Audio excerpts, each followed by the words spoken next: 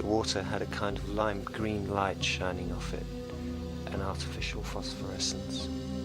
There was a bright orange safety ring floating on it, and a cigarette box. Overhead, a raptor circled 3 times before heading off across the sea to the next island.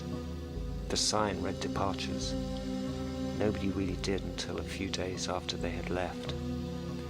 The dust rose in the wake of the wheels of a number of vehicles fleeing the scene. There was nothing left to do apart from go home to bed and ache. Nothing sadder than an empty hotel, even sadder than an empty house. 1,000 bottles of beer fell into open mouths. The sea was considered from time to time. A woman sat in her room counting time and hearing sounds that weren't there. Someone said that someone had lost an in-law off a boat, fallen into the water with maritime flair. Music and sleep separated the days, the interstices of successful revel. Some people found time to eat. There were bold alchemical spirits at large, blown out of the metaphysical storm and into the mouths of the ecstatic.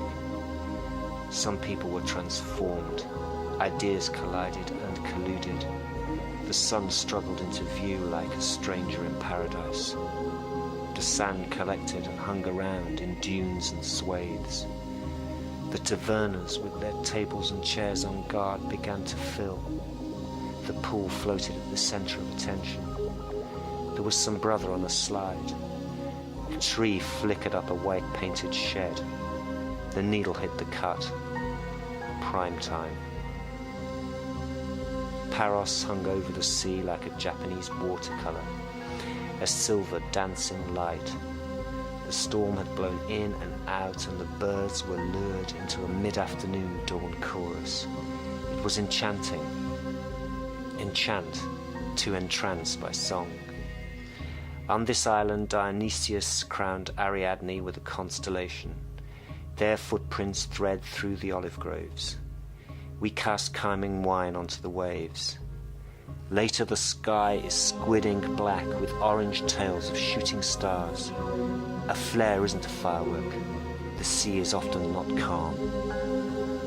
Very closely observed flowers were logged and grapes found lying in the hedgerow. Succulents grew as big as houses, giants in the territory. Some sunsets looked like God. The ancient Greeks believed that everything they saw in front of them was the past, so the future must therefore be behind them. The future is the present in 1 second.